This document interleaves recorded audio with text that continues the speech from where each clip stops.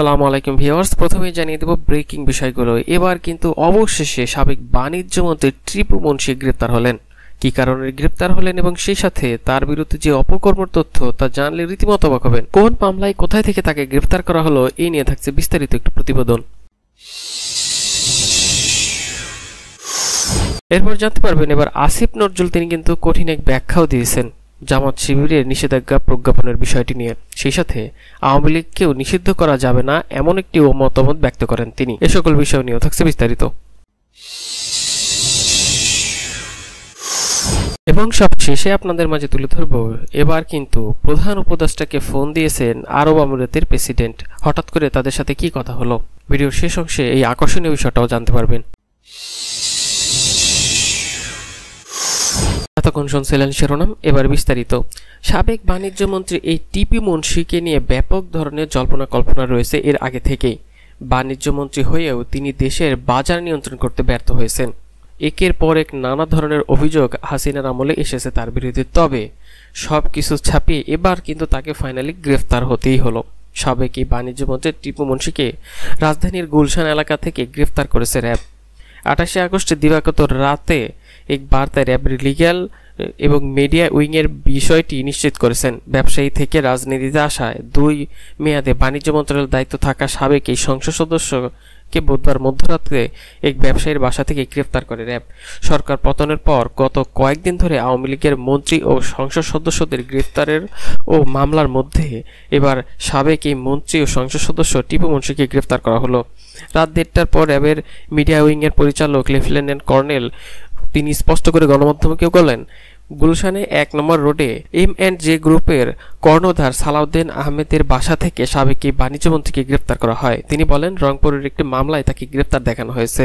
মঙ্গলবার সাবেক বাণিজ্য মন্ত্রী এই টিপু মুনশির বিরুদ্ধে বৈষম্য বিরোধী ছাত্র আন্দোলন চলাকালে রংপুরে গুলিবিদ্ধ হয়ে এক স্বর্ণ কারিগর নিহতের ঘটনায় মামলা হয়। ওই মামলায় জাতীয় সংসদের স্পিকার শিরীন শারমিন চৌধুরী সহ 17 জনের বিরুদ্ধে আদালতে মামলা দায়ের করেন নিহতের স্ত্রী এবং সেই সাথে পর 8 দিন আদালতে মামলাটি এজাহার হিসেবে গণ্য করতে এবং রংপুর মহানগরের কোতোয়ালি থানার ওসিকেও নির্দেশ দেওয়া হয়। মামলায় শিরীন শারমিন চৌধুরী ও টিপু মুনশি ছাড়াও সংরক্ষিত আসনের সাবেক সংসদ সদস্য নাসিম জনাব ববি, সাবেক সংসদ সদস্য আবুল কালাম মোহাম্মদ আনিসুল হক চৌধুরী সহ আরও অনেককে আসামি করা হয়। ছাত্র জনতার প্রবল গণ আন্দোলনে 5 আগস্ট আওয়ামী লীগ সরকার পতন করে এবং পতনের পর গা ঢাকা দিয়ে পালিয়ে যায় ভারতে শেখ হাসিনা। দলটির অধিকাংশ নেতা চলে যান আত্মগোপনে থাকা এই সাবেক মন্ত্রী আওয়ামী লীগ নেতাদের মধ্যে বেশ কয়েকজন ইতিমধ্যে কয়েকদিনে গ্রেপ্তার হয়েছেন। বৈষম্য বিরোধী ছাত্র আন্দোলনের মধ্যে সংঘর্ষের হতাহত মামলায় তাদের গ্রেপ্তার দেখে রিমান্ডেও নিয়ে জিজ্ঞাসাবাদ করা হচ্ছে।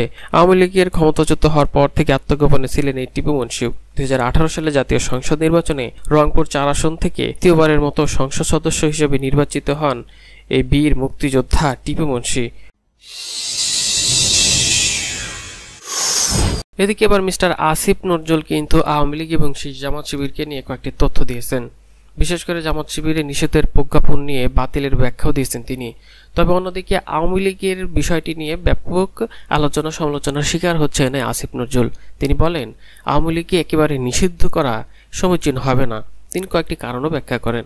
তবে তিনি তার মতামত প্রকাশ করেছেন, আওয়ামী লীগ কিন্তু একটা বিশাল বড় দল এবং স্বাধীনতাতেও এই আওয়ামী মুসলিম লীগের ব্যাপক ভূমিকা আছে, যেখানে মাওলানা ভাসানীর হাত ধরে এই দলটির পরিচালিত হয় বা উৎপত্তি ঘটে, সেটা বিশাল একটা আলোচনা। তবে সেই দলকে এখন পুরোপুরি নিষিদ্ধ করা এটা সমীচীন নয় বলে দাবি করেছেন আসিফ নজরুল। তবে তিনি এবার বাংলাদেশ জামাত শিবির নিষেধের প্রজ্ঞাপন বাতিলেরও কয়েকটি যুক্তি তুলে ধরে সেটি বাতিল করা হয়েছে। এই অন্তর্বর্তীকালীন সরকারের আইন উপদেষ্টা আসিফ নজরুল তিনি স্পষ্ট করে বলেন, আওয়ামী লীগ ছাত্র জনতার গণবিপ্লবে সন্ত্রাসী কর্মকাণ্ড বলতে চেয়েছে, সেই ন্যারেটিভের অংশ আমরা, অর্থাৎ বর্তমান সরকার হতে পারি না। আমরা মনে করি আওয়ামী লীগ কোনো নীতিগত অবস্থান থেকে জামাতকে নিষিদ্ধ করেনি। আওয়ামী লীগ রাজনৈতিক অপকৌশলের জন্য ছাত্র জনতার বিপ্লবকে নির্মমভাবে দমন করার জন্য এই ইস্যুটি এভাবে ব্যবহার করেছে।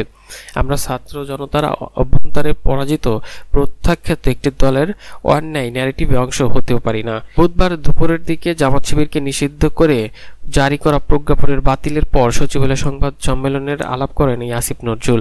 বুধবার সকালে জামায়াত ইসলামী ও ইসলামী ছাত্র শিবিরকে নিষিদ্ধ জারি করা প্রজ্ঞাপন বাতিল করে স্বরাষ্ট্র মন্ত্রণালয়ের জননিরাপত্তা বিভাগ। প্রজ্ঞাপনে বলা হয়, জামায়াত ইসলামী, ইসলামী ছাত্র শিবির সহ অঙ্গ সংগঠনের সশস্ত্র সহিংসতার সঙ্গে সম্পৃক্ততার সুনির্দিষ্ট কোনো তথ্য প্রমাণ পাওয়া যায়নি। সরকার বিশ্বাস করে জামায়াত ইসলামী, ইসলামী ছাত্র শিবির সহ অঙ্গ সংগঠন সন্ত্রাসী কার্যকলাপের সঙ্গে জড়িত নয়। এই প্রজ্ঞাপন জারির আগে আইন মন্ত্রণালয় আইনের মতামত নেয় স্বরাষ্ট্র মন্ত্রণালয়। আইন উপদেষ্টা আসিফ নজরুল বলেন, সমাজের কিছু মহল থেকে বহু বছর ধরে জামায়াত ইসলামীকে নিষিদ্ধ করার দাবি উঠত। এটি ঠিক বেঠিক কিনা সেটি তিনি যাচ্ছেন না, কিন্তু আওয়ামী লীগ 15 বছর ক্ষমতায় ছিল, তারা জামায়াত শিবিরকে নিষিদ্ধ করেনি। তারপর এমন একটি বিশেষ মুহূর্ত এটি করেছে যখন ছাত্র জনতার অভ্যুত্থান ও বিপ্লব চলছিল। তারা ছাত্র জনতার এই গণ অভ্যুত্থানকে সন্ত্রাসী কর্মকাণ্ড, জামায়াত বিএনপির জঙ্গিদের সন্ত্রাস আখ্যা করে এই আন্দোলনকে নির্মমভাবে দমন করার চেষ্টা করেছিল বলে দাবি করেন আসিফ নজরুল। আওয়ামী লীগের এই প্রজ্ঞাপন স্বরাষ্ট্র মন্ত্রণালয় থেকে পরীক্ষা করে দেখা হয়েছে উল্লেখ করে আসিফ নজরুল বলেন, জামায়াত বিএনপি জঙ্গি ও সন্ত্রাসী হিসেবে আখ্যায়িত করেছিল। ওই ন্যারেটিভের অংশ হিসেবে জামায়াতকে সন্ত্রাসী সংগঠন হিসেবে হঠাৎ ঘোষণার একটি প্রজ্ঞাপন জারি করে শেখ হাসিনা। এমনটি দিয়ে কিন্তু ব্যাপকভাবে তথ্য প্রকাশ করে আসিফ নজরুল এবং তিনি বলেন, প্রজ্ঞাপন জারির পরে এবার কিন্তু আর জামাত শিবিরের আন্দোলনে কোনো বাধা নেই।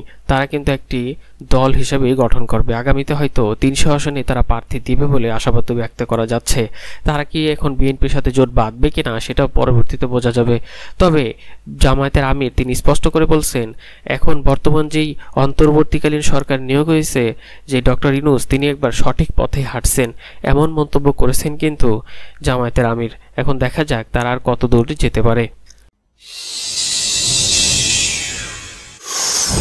এবং সবশেষে আপনাদের মাঝে তুলে ধরতে যাচ্ছে, হঠাৎ করে প্রধান উপদেষ্টাকে ফোন করেছেন কিন্তু আরব আমিরাতের প্রেসিডেন্ট।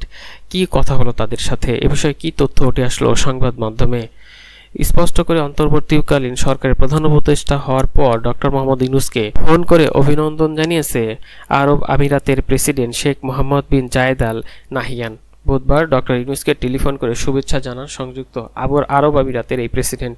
প্রধান উপদেষ্টার প্রেস উইং জানান, ফোন আলাপে প্রেসিডেন্ট শেখ মোহাম্মদ আশা প্রকাশ করেছেন ডক্টর মোহাম্মদ ইউনূসের নেতৃত্বাধীন অন্তর্বর্তীকালীন সরকার বাংলাদেশ ও বাংলাদেশের মানুষের জন্য সমৃদ্ধি নিয়ে আসবে। আগামী দিনগুলোতে দুই দেশের স্বার্থকে এগিয়ে নিতে এবং এই দুই দেশের জনগণের প্রবৃদ্ধি ও সমৃদ্ধির আকাঙ্ক্ষা পূরণে সহযোগিতা করার আগ্রহ প্রকাশ করেছে আরব আমিরাতের এই প্রেসিডেন্ট। মানব সম্পদ, কর্মসংস্থান, বাণিজ্য, বিনিয়োগ বৃদ্ধি সহ দ্বিপাক্ষিক বিভিন্ন বিষয়ে আলাপ করেন সংযুক্ত আরব আমিরাতের এই প্রেসিডেন্ট এবং বাংলাদেশের অন্তর্বর্তীকালীন সরকার প্রধান উপদেষ্টা।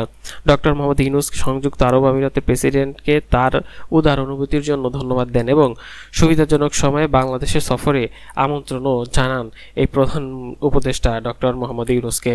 প্রধান উপদেষ্টা সংযুক্ত আরব আমিরাতের অব্যাহত অগ্রগতি ও সমৃদ্ধিও কামনা করেন। ইউনূস দুই দেশের মধ্যে সহযোগিতা জোরদার এবং পারস্পরিক সুবিধার জন্য দৃঢ় ও স্থায়ী সম্পর্ক করারও প্রতিশ্রুতি দেন এই ডক্টর ইউনূস।